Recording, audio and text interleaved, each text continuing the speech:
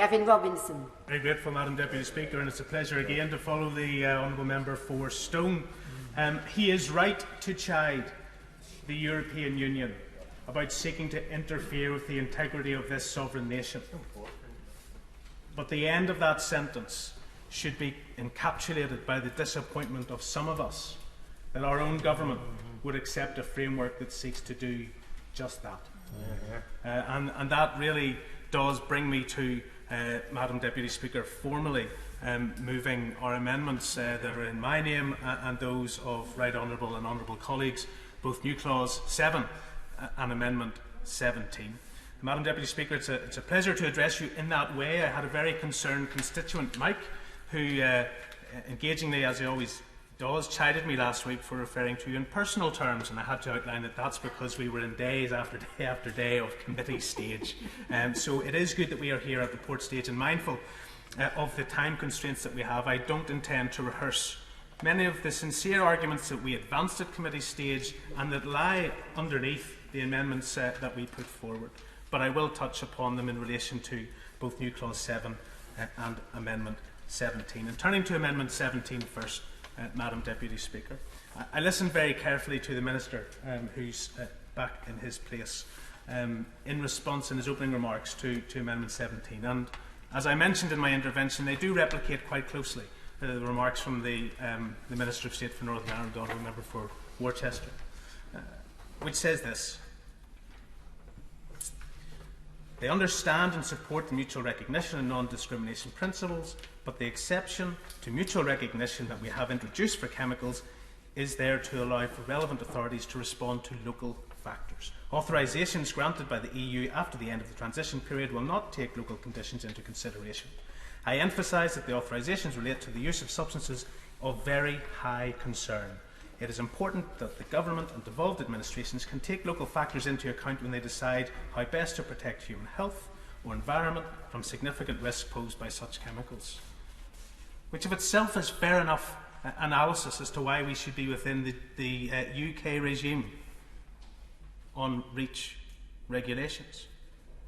But the very thrust of this bill is to ensure that our businesses are not unfairly disadvantaged in the conduct of their activity.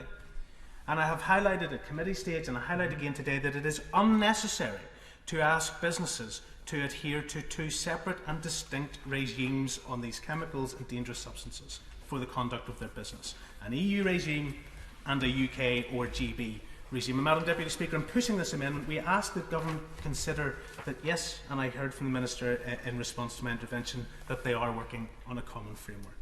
But to accept the tangible and real implications this will have for, yes, a small subset of our business, but it demonstrates acutely how when we have one foot in the GB market and one foot in the European Union single market and all the rules that come with that, when we are expected to adhere to the rules of both jurisdictions, that adds burden to our business.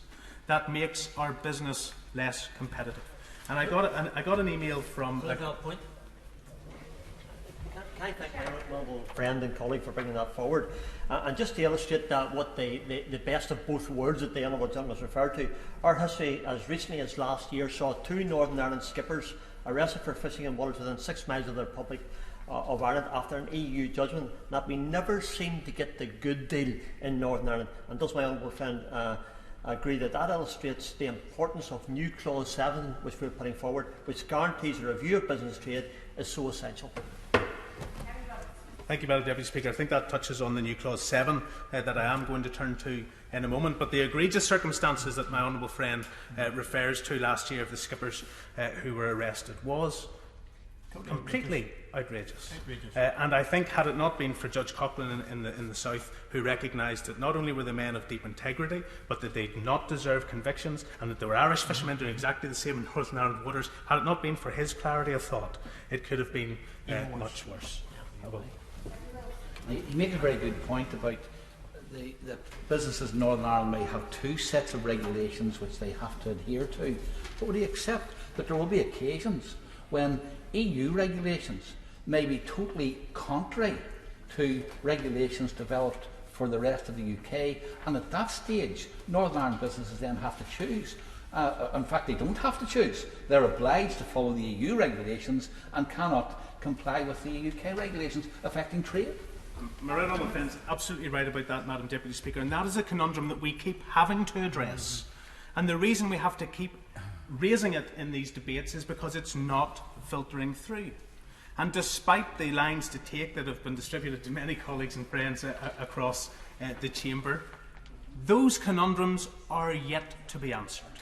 And the clarity that businesses require in Northern Ireland, whether it's to sell into the GB market or to buy from the GB market, still remains unanswered. This bill attempts to answer part of that journey, but only part of it, and it doesn't give us the clarity that we need. And just on the REACH regulations, Madam Deputy Speaker, on Amendment 17, I do want to refer to an email I got yesterday from a constituent called Audrey, because it was not part of my thought process at all, but she outlines this: all new and existing substances made and imported into the EU under the REACH regulations at levels of more than 1 tonne per year must be registered with the European Chemicals Agency.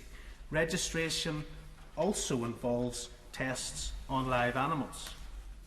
Cruelty Free International estimates that already 2.6 million animals have been poisoned and killed in this process, and that a full minimum data set for the high production chemicals would be approximately 5,000 animals per year, including rats, mice, rabbits, fish and even birds. Based on the information from the Health and Safety Executive, in 2 years of the UK's exit from the European Union, UK-based companies must provide that full data package that supported their original registration with the ECHA, including full test reports for each applicable toxicity concern. And because of access to those data issues, many UK registrants could be left with no choice but to repeat the tests on animals that have already been complied with for EU purposes. So even if you don't accept the arguments that I have around the implications for businesses, just think, is that genuinely necessary? If those data sets aren't agreed, or if the common framework isn't reached between the EU and the UK, that all those subsets of tests and all that cruelty would be required, Madam Deputy Speaker. I think it's avoidable, and I would ask the Government to consider more thoughtfully Amendment 17. Madam Deputy Speaker, I want to move to new clause 7, and in doing so I want to thank honourable members and right honourable members from across the Chamber who support the endeavour and the aspirations that new clause 7 brings. Particularly I wish to put on record my appreciation for the Shadow Secretary of State for Northern Ireland, the Honourable Lady for Sheffield Healy, and the Right Honourable Member for Doncaster North, for their engagement and understanding about the implications that there are for Northern Ireland. They signed the amendment, and I am grateful to them for doing so. I'm also very grateful to the Honourable Member for North Down, who similarly joined with us in this endeavour. And I have to say, also the Honourable Members for Foyle and South Belfast, who have indicated their positive approach to this amendment and similarly signed it previously when we brought it to the Withdrawal Agreement Bill back in January. And nothing the Minister said, and I can't re-emphasise this point enough, nothing the Minister said undermined the benefits of accepting new clause 7. He has indicated that Government will rightly carry out an analysis of the implications on business in Northern Ireland. So there's nothing wrong with agreeing to it as part of this bill.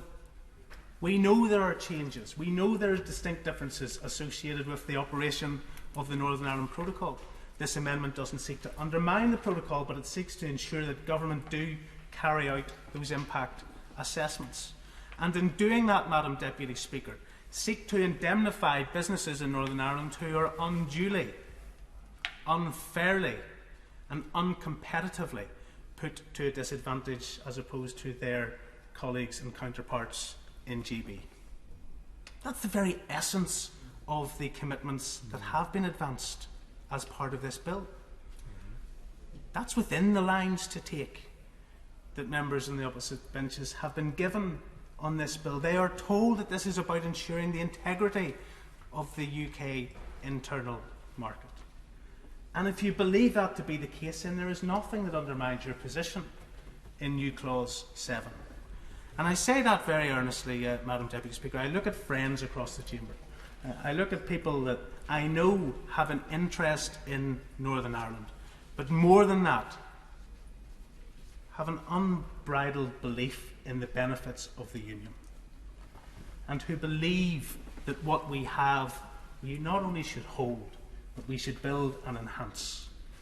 And if you are of that view, and you do respect our integral place within this United Kingdom, and I know many have gone through the angst of having to accept compromises as part of the withdrawal agreement to get the Brexit for themselves in England, knowing that it will have distinct differences for us in Northern Ireland, then if you are of that mind, I earnestly hope that you consider new Clause 7 in a positive vein, that it doesn't undermine the position of government. Government's offered no fundamental objection to it.